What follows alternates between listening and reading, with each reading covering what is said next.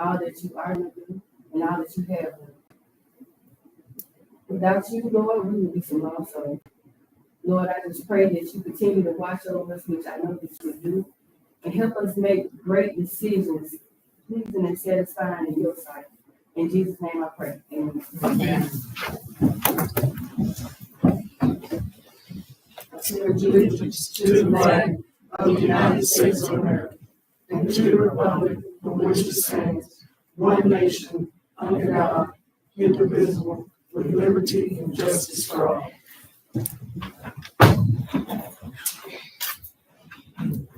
Roll call. Councilmember Hood. Here. Councilmember Marsh. Here. Councilmember Miller. Councilmember Sal. Here. And Mayor Pro Temper Harris. Present. At this time, do we have any citizens' comments? We do not. Any employee comments? We do not. All right, we'll move right on to approval of minutes for regular meeting on March 25th, 2025. We'll take a minute to look at those minutes to see if we need any corrections or additions.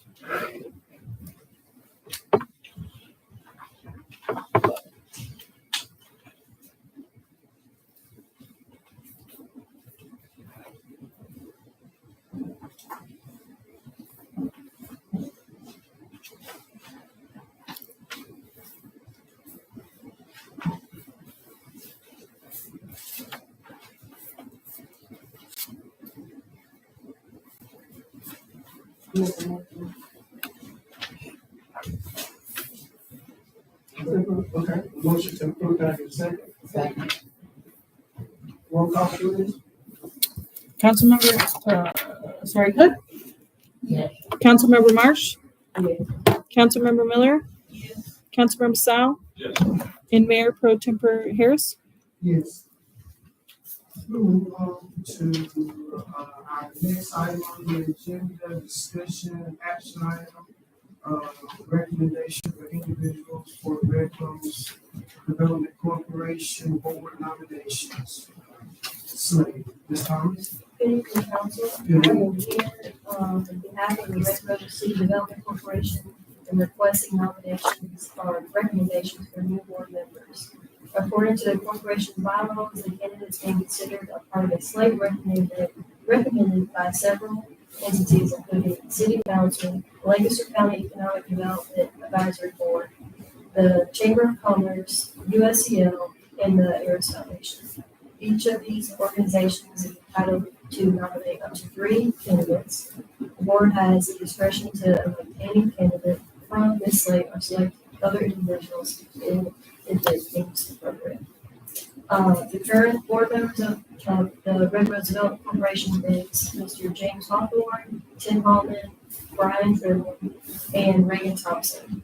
The reason I'm coming to City Council is because Ms. Thompson submitted her resignation to the board on Tuesday, February 18th, and also the board recently expanded from a 5-member board to a 7-member board, and they will vote for new members at the upcoming meeting of March 17th. So you're requesting that we approve the individuals within the packet or we look for nominations? Look for nominations in regards to that. Okay, so we're looking for how many additional members? There's 3 additional members, and the city council can nominate up to 3 candidates as the other entities can as well. Last year, you guys nominated or recommended Reagan Thompson and Albert Blackman, and Reagan is on that board now. So the action that we need to take is bring back nominations or? Well, if the council has names to nominate now, we can make the nomination at this meeting. The board was hoping to hold a meeting on the 17th to place these members. The reason is April 2nd. The Harris Foundation is hosting a retreat for the Development Corporation, trying to help them get more Essentially, that's a good way to put it. So we as council, do we have any work we would like to recommend at the time? Yeah, that's fair. I think they do have a list of qualified. Qualified candidates that maybe that you could bring back to council, and we could have a look at those individuals and determine if any individuals that we may feel that have qualifications to serve on this corporation board. We understand the corporation board is an entity. We're going to see develop it in the future. Yeah, the main goal is really two main goals the corporation was created, which one that we'll discuss later on is to work with the Old Springs Mill and be able to do a voucher cleanup agreement with PHAG to make that a viable site. And the second thing is kind of help with revitalization and development. Right, thank you. All right, thank you.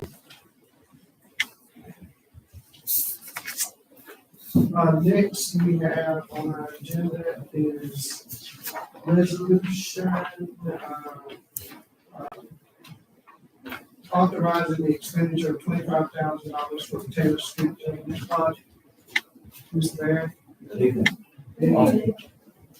On the Taylor Street project, with some of the erosions that we've seen while we started there, working with the engineers and our contractors, we really need to get,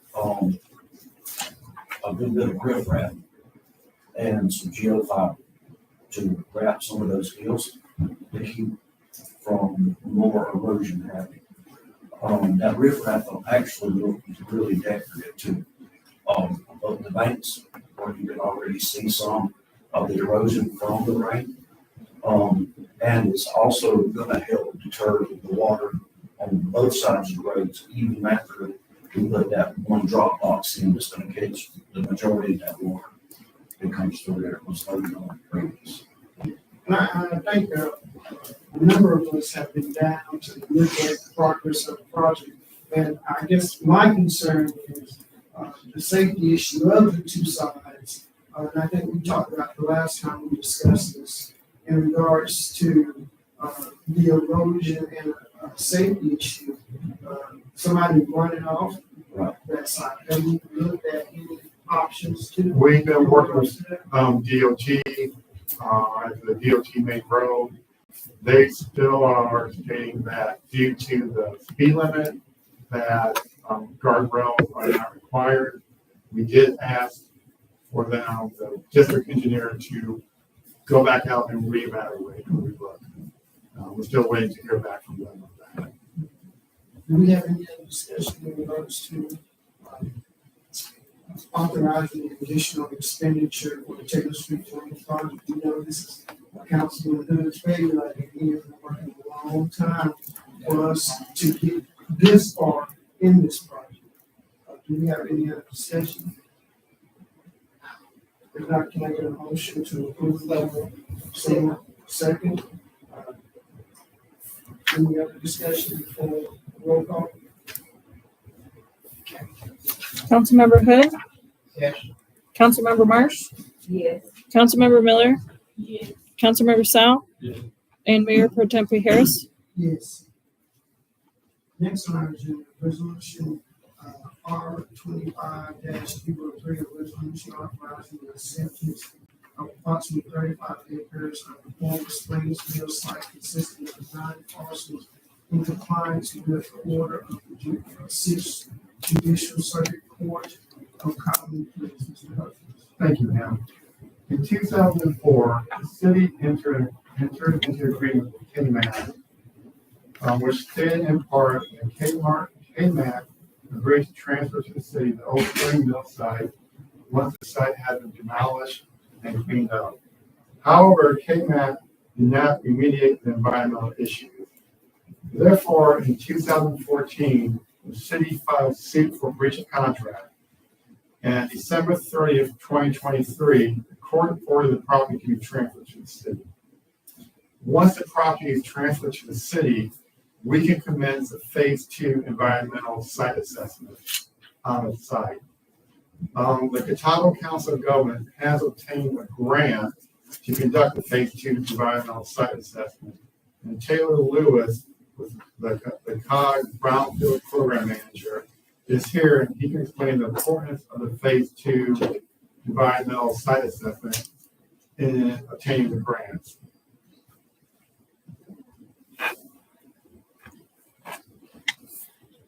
Thank you, Flip. Thank you, council. As Flip mentioned, my name is Tyler Lewis, and I'm with Catawba Regional out of Rock Hill. What we like to do in these programs, we mainly do community development block grant funds. When you think of Catawba Regional, mostly that comes in front of council. We do have economic development programs as well, loan funds, as well as workforce programs. But we have a smaller shop of brownfields assessment shop. And we also manage the Brownfields Revolving Loan Fund for the state of South Carolina through the Department of Environmental Services. And we write grant funds.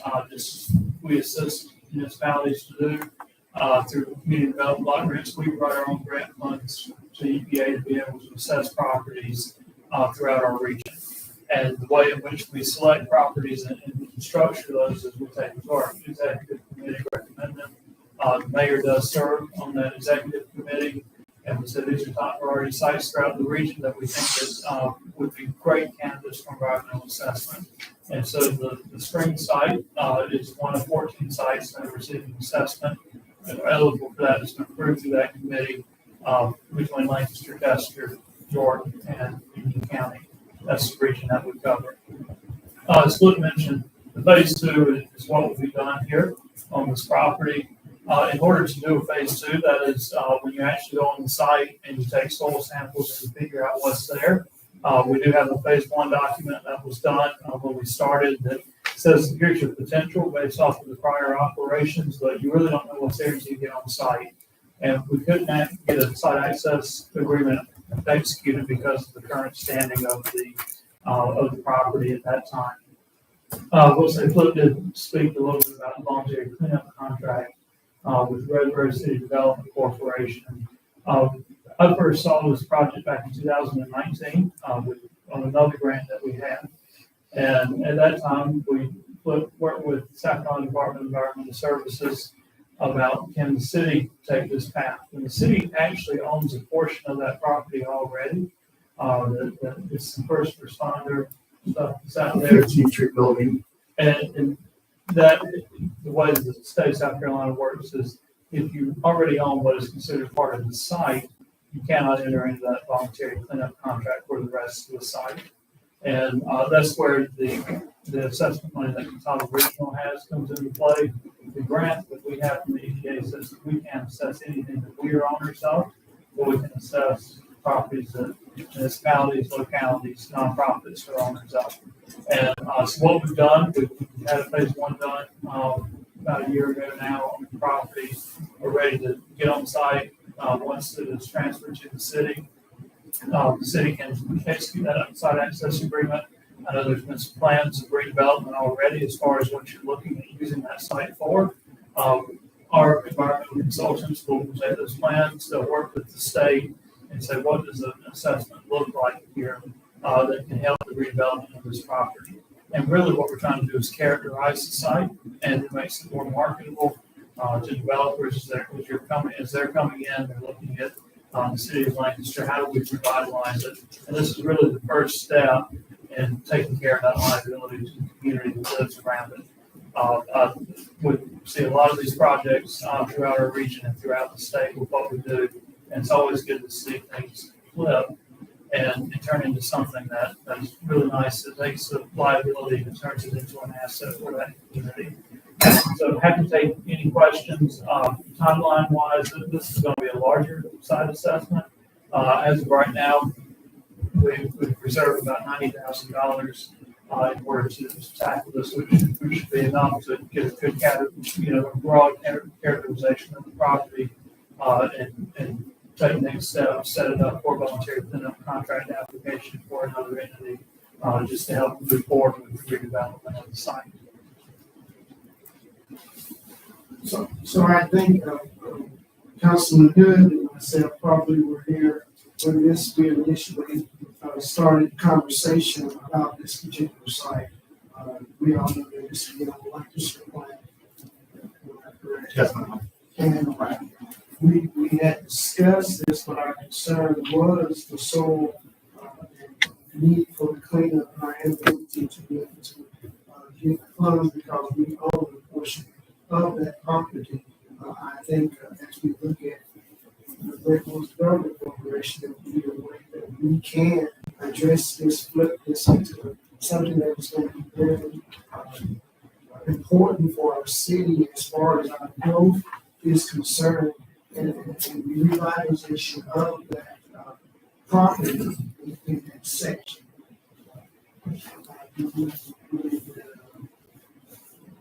All I can tell you is we have to make an investment in ourselves to bring about change. Questions or comments? I don't have a question about that, you covered everything.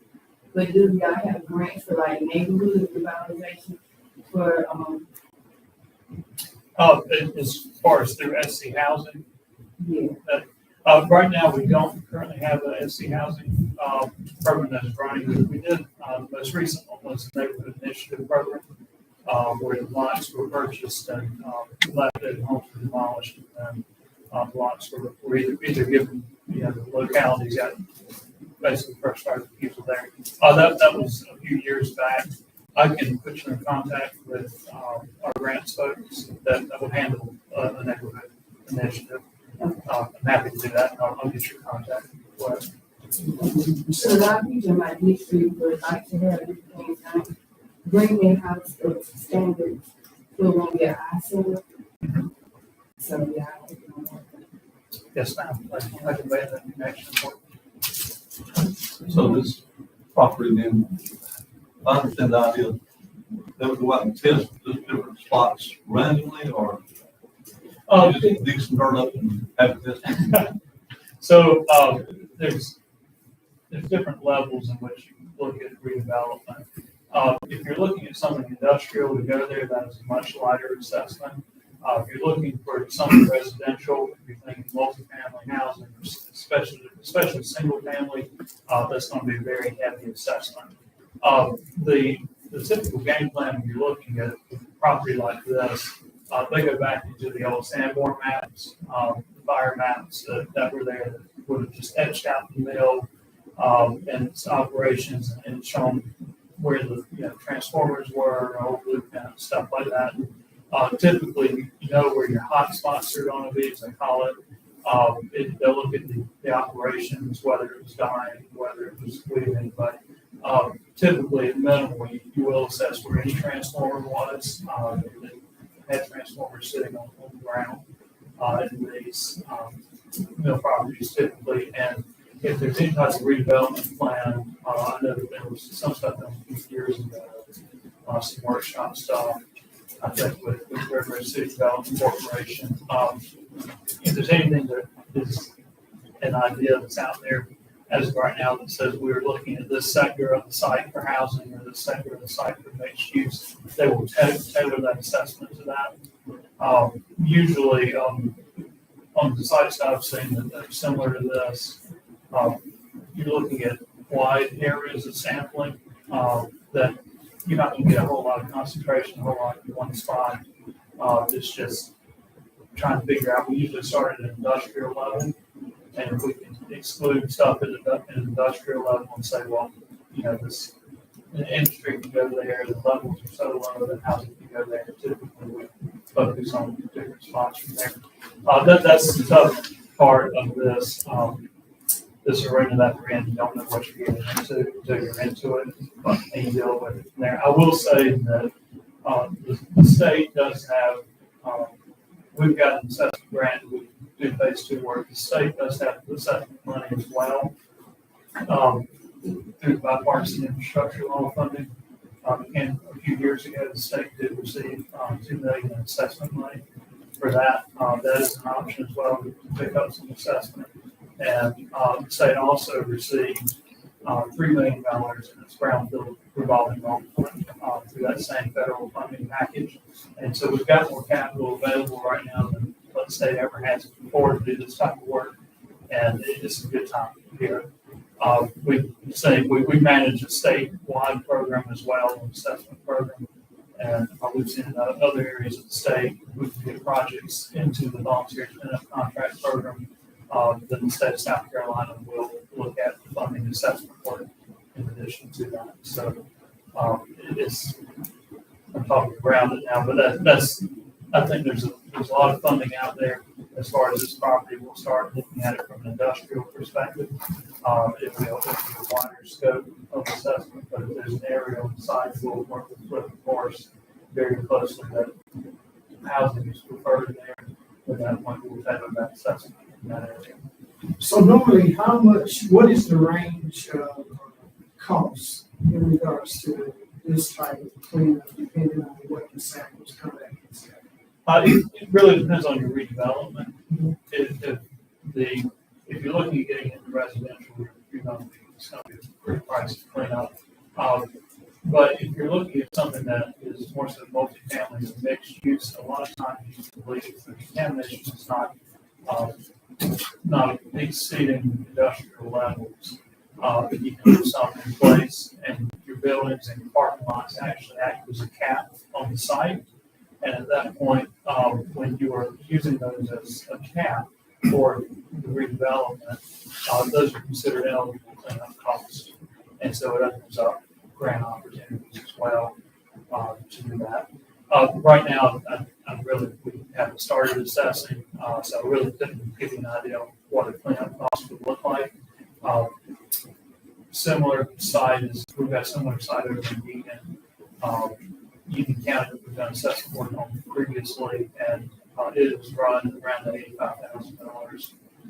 Just look at what's under the ground, what's in the soil, get an idea of what's happened on the property. We expect this to be similar to what that property was. Do we have any other questions? Thank you so very much. Thank you for your time. So, Ms. Coachman, I take that we're going to have to get a motion to consider. Yes, ma'am.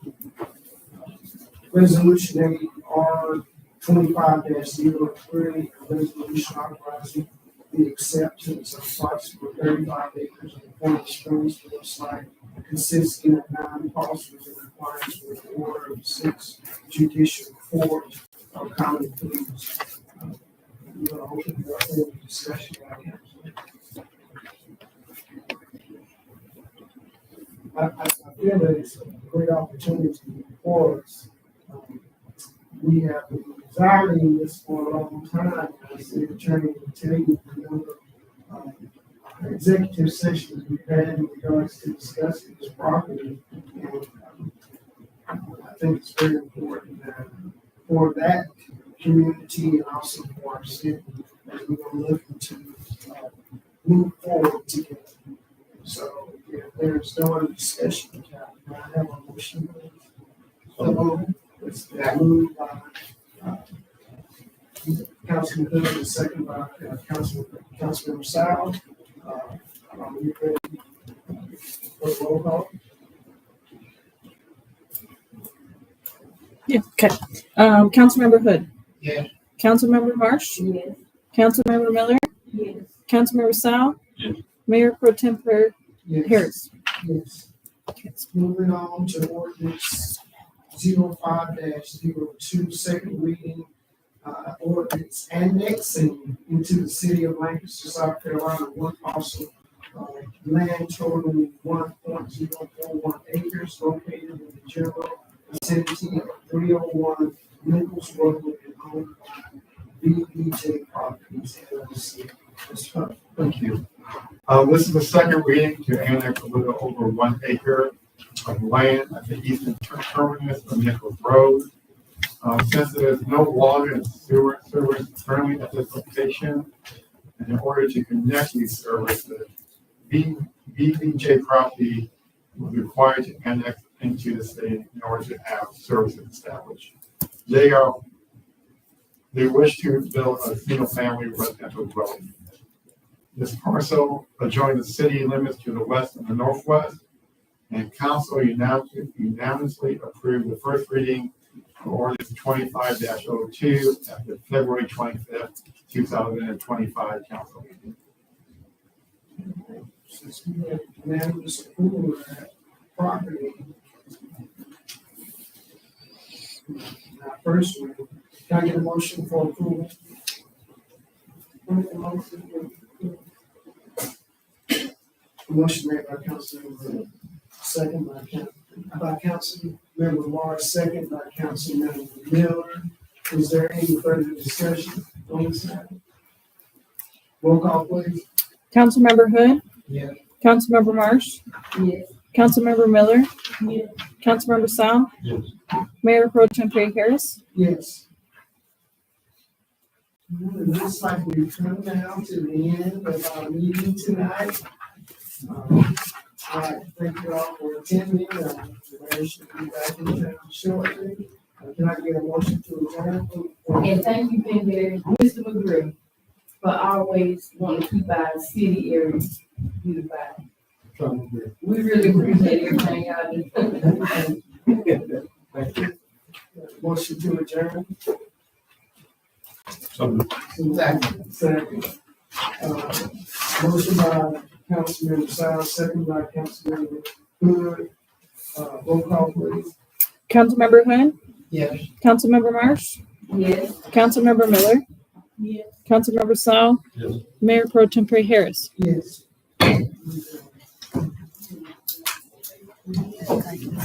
Just hit enter and then enter.